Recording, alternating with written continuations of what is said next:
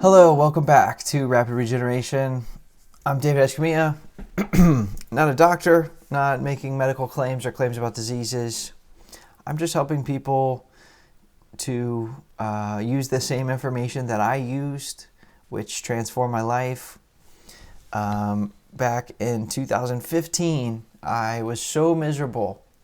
I got sick in 2011, horribly sick at the age of 22.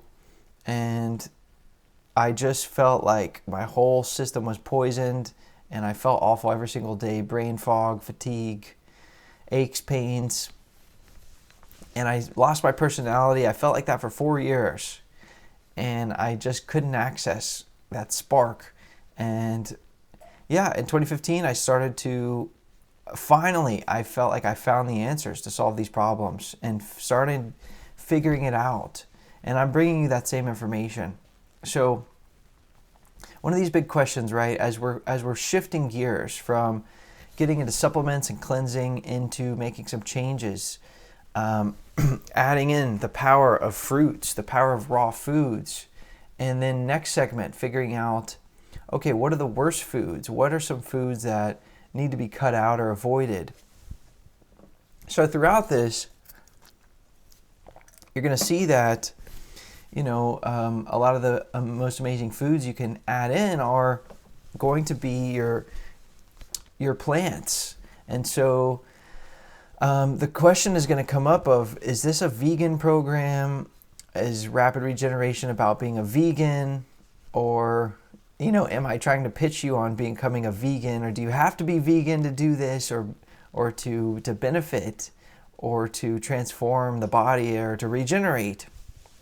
So basically, the short answer is no, you don't. This is not a vegan program, even though probably a lot of individuals who get hip to this information come from that background. But just understand that, vegan just simply means, it doesn't contain animal products. But most vegans out there, and vegetarians, but vegans, let's just say, can be experiencing the same issues that meat eaters do. Most vegans are eating a diet of cooked foods. And a ton of soy, a lot of grains. These are very, very unhealthy things to eat cooked. So you're basically setting yourself up for the same problems of over acidity, leading to all kinds of health problems, if you're vegan and eating these kind of cooked foods. And so you're going to need this information through the Rapid Regeneration program just as much as a meat eater. Although meat has some other different problems and etc. But just saying, so no, you don't necessarily have to give up meat to benefit from this information. And by the way, I never would have intended to. I would have been the last person to give up meat, So I'm a country boy. I'm originally from Heath, Texas. Grew up in Dallas. And when I came up, it was all about having a good time. It was all about, cold beer, barbecue, burgers, chicken tenders, enchiladas, fajitas, hot dogs. Come on. That's what it was all about. And I would have been the last person to say, oh, I'm going to become a vegan or something.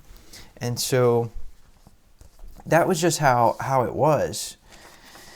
And then, of course, after I got sick in 2011, then it got really bad because I really relied on food as kind of my crutch and emotional crutch and everything else. And so it became my one comfort in life because I was in such despair, and I was really getting heavy into the fast food at that point. Really bad. So when I started to basically incorporate supplements and different things, I was eating really bad, really bad. fast food all the time, and etc. And so at this time, I discovered the power of supplements, cleanses, and I decided, you know what? I discovered the power of fruits after I had a healing crisis, and I decided, you know what? I'm gonna add in fruits. I'm gonna add in more raw foods, and it was very much a supplemental thing. I was still eating, these other bad foods, but basically I started to eat fruit. Like I would have a big bowl of fruit for breakfast, and or maybe I would have 2 breakfasts, and that would be the first breakfast, and then I would eat fruit as kind of a snack, like an afternoon snack. But I was still eating what I was normally eating, for lunch and dinner. I would still eat big, heavy meals with eggs and with meat. I had already kind of tried to give up most dairy because I knew how bad it was. So I was trying to avoid most dairy. I'm basically just explaining to you what happened and how I eventually became plant-based, but it took a long time because I never had any intention to give up meat or anything like that. Because when this was happening, I felt like really good results just by adding in the fruit for breakfast and as a snack. And also I was taking these supplements, I was doing these cleanses. I was really having really good results, momentum. I was feeling better, and I was making progress towards my health goals. I really was. And also at that time, especially after I did some of these cleanses, I felt more motivated to start eating healthier. So I would eat less of the fast food and eating more cooked foods at home. And so I would get like whatever, your natural farm raised chicken or whatever meat, and I would cook that, and I would make tacos or whatever. And so I would be eating that more, for lunch and dinner.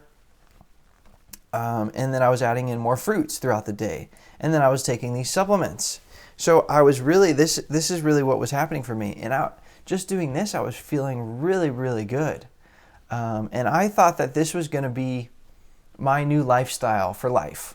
I thought I was going to eat, my whole thing was going to be that I was going to be into just organic, kind of whole foods, cooked, with grass-fed meat, and then raw foods, in there as well, plus supplements.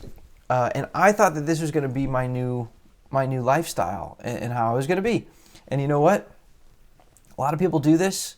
A lot of Hollywood people do this, athletes. And this works for a lot of people to do that. And so, that's what I thought.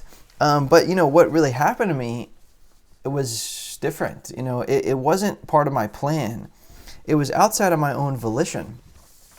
Because what happened was over this period of time, I started getting more and more energy, and especially after I completed this Parasite cleanse, which I've talked about, which you know about by now. After that 6-week cleanse, I really started to crave meat less, and I actually pretty much lost my appetite for it for most of the time. And it was really strange, because I used to love it. You couldn't get enough of it. So I stopped eating it as much. And I was still eating a lot of fat and protein. I would eat all your avocados, your nuts, guacamole, olives, and like your nut butters. I would eat a lot of that. But these, when I would get really hungry, that was the object of my desire. I really wanted that. And so I followed that urge. And I really didn't have that urge for meat. So I was eating meat, a couple times a week, and then a little bit less, and then a little bit less. And I was eating a lot of raw, and I was still eating cooked foods. I was still eating was still eating like a lot of chips, corn chips, uh, you know, but, I got to the point where I realized I was just eating meat as kind of like a formality. If it was at some kind of social function, I would eat it if it was being served.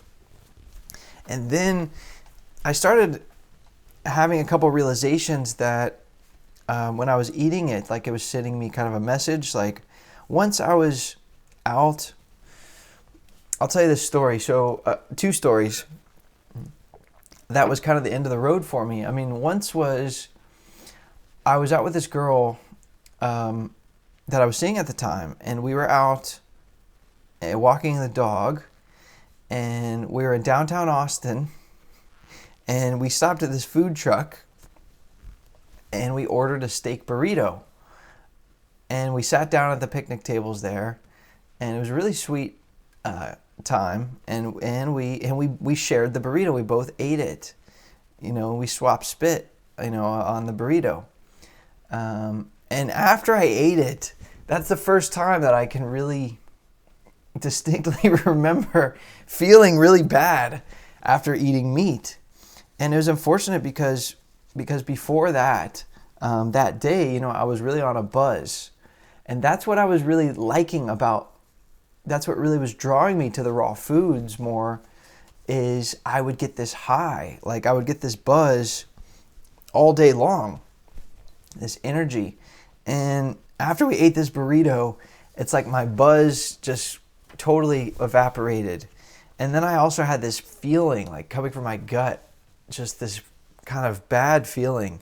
And my body was not happy with me for eating it. So I felt uncomfortable, and my nice buzz was kind of ruined for the evening. And everything was fine. It all worked out. But this was the first time I kind of had this heightened awareness of, oh, you know what? This is having a bad effect on me, eating this. So really, I was eating meat more and more rarely as this was happening. And then I was really just eating it in these social settings. And finally, I never considered myself, plant-based or anything. But then finally what happened was I went over to my parents' house. And I was at my parents' house, and my grandmother was in town. And so we were having dinner, and my mom, bless her heart, loved that woman so much. She was making a chicken pot pie for supper. And so we all sat around the table and we tucked in. And I just remember thinking, oh, I really don't want this. I really do not want this at all. And I felt like I was just eating it as a courtesy, a formality, and just against my own instinct. And, that evening when I went to bed, that food, it really did not agree with me. And I felt my stomach churning, and I was just lying there, and I really felt bad. And I was thinking to myself, I'm doing this for what? I'm just doing this to please other people. What about me? And so at that point I made a decision, because again, it wasn't the food that made me kind of fall off there. It was the social aspect, and I just wanted to please people and not rock the boat. And so basically I decided, okay, you know what? I'm just going to tell people that selectively that, I'm plant-based, so that I don't have to eat their cooking if I don't want to, because I really was looking at that chicken pot pie and I'm like, I just don't want it, but I didn't want to be rude. And so that way I decided that way I won't come off as rude. If I just say, hey, you know what? I actually don't eat meat. I don't eat dairy. So it looks great. It looks delicious, but I don't eat it. So, so I could say that rather than just saying, hey, I would prefer not to eat your dish, as because I don't find it very appetizing. So this was kind of my plan. I actually thought that I would still eat meat rarely, and I think maybe I did a couple more times, but it was not long after that that I really did lose my desire completely to eat it. So basically, I did eventually go off of it. Even though I had a couple times I went back, but basically it was off of it. I mean, not long after that. Now I want to make a distinction when I talk about desire, because there's two types of desire, at least two, when it comes to food, and one is like a surface level desire. You see that commercial come on, or you see a waiter pass through with a platter in a restaurant, and you have the burger, the most amazing burger that's covered in cheese and bacon, and it's just dripping, and it's your mouth starts watering because it's just so stimulating and delicious. So this is what I would call like a surface level intrigue of a food. And I just want to be clear, this continued after I gave up these type of foods. And still to this day, I look at that burger and I love the smell of it. And I can just imagine the pleasure of biting into it. I mean, it's appealing to me, that the pleasure of that. But what I discovered in kind of cleaning up my diet, and as I was getting into more raw foods, was that there's a deeper, more intuitive kind of disposition of the body and of desire. It's a little bit hard to explain, but I can only credit nature or God, because I would look at the same burger or the same bowl of ice cream or bowl of pasta or barbecue or chips or macaroni or sweets, and I had lost my actual physical desire, even though it still looked desirable but intriguing, but I had lost my actual desire to take that and literally put it inside of me. So that's as simple as that. I mean, so what could be easier from a discipline standpoint of actually you just don't want to eat these things? I mean, that's really what happened to me. I had no plan or no scheme. I never said, I'm going to become a vegan or anything, and never considered myself that. I just slowly got to this point. At this time, I was still, I would still eat eggs. The eggs were kind of the last thing to go. Eventually, I kind of lost my appetite for those, and I was just kind of like, and those went off the menu. So now it took about, so by spring of 2016, I was basically completely plant-based, not eating any really animal products. And I first got into cleansing and herbs and everything in mid-2015. So that was 9 months prior. And I really started making changes to my diet in fall of 2015. So it really took about 6 months for this to transpire. And so, yeah, I mean, 6 months later now, I was pretty much on that from that point. Was eating just plant-based, wasn't eating animal products, was eating a lot of fruits, eating a lot of fat and protein, raw foods, and I was still eating a good amount of cooked foods, and, a lot of your corn chips and, stuff like that. So I was still a long way away from being like going totally raw or something like that. But this whole time I was essentially I was following my intuition, and I was doing what felt natural, what came easily for me. So I didn't come out with some kind of grand agenda. I certainly never decided, I'm going to be plant-based or something in the beginning. So I just went along for the ride. And you know what? I could have gone back, after, because then it took a couple more years and I completely got myself fixed up and healed, and I was feeling amazing. I could have gone back to eating meat at that point.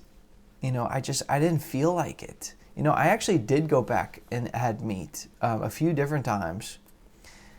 And, it was good to try it, I guess. But I really just lost my taste for it. It's really strange. I mean, honestly, a big skillet of fajita meat, sizzling, it doesn't do it for me. It doesn't excite me anymore like it used to. I just don't want to put it in me. It's very strange. And I think a lot of this has to do with also the parasite cleansing, I think is very key. Very, very key. Because a lot of these parasites, the tapeworms, many of the intestinal worms and other parasites, they crave putrefying meat. That's what they crave, is flesh. And basically, I think that they influence people to have these cravings for meat. I really do. And so when people go crazy for meat and they get in that state, I think that they're being influenced. So definitely my message to you is not about to become a vegan. I don't care if you do or don't. I'm just trying to help you. I'm trying to help you to achieve your health goals. And I think that the easiest way to do that, the most effective way to do that, is to do what comes naturally, what comes organically, in kind of a natural flow. And so, no, I don't think it's smart to make some radical change or cold turkey or something to what you're eating, your diet. I mean, it didn't take that long for me. It took 6 months to really switch up my diet. But trust me, it didn't happen overnight. It happened very easily over time. So that's my message to you, is to just start making some of these transitions. And then maybe you'll wind up like some of these Hollywood people and you're just eating, grilled chicken and salad. And maybe that's going to work great for you. Or maybe you'll be like, you know what? I got to go raw. I need the raw foods. Or maybe you'll be into like cooked vegan foods. So I mean, different people end up in different places. So I have no agenda for you there. I'm just trying to help you get from here to a more alkaline state. And so yes, that is mean turning up the dial on the raw. But you don't have to go to 100% necessarily. And so I'm going to help you with transitioning and turning up the dial and how to do that effectively. So stay tuned in the following segments ahead. Some really important stuff coming up. And I hope you're finding value in this. Try it out for yourself. See how you feel. Let me know. And your success makes this all worthwhile for me. So again, rapidregeneration.com is the website. You can see I actually recommend a lot of different food products on there because you still want to make sure you have comfort foods and things that are delicious to eat.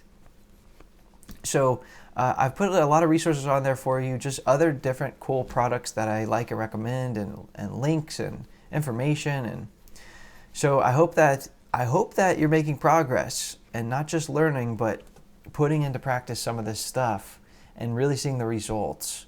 So I'm honored to be helping you out, and I'll see you on the next segment. Bye for now. For more information, please follow @Rapid Regeneration or visit rapidregeneration.com.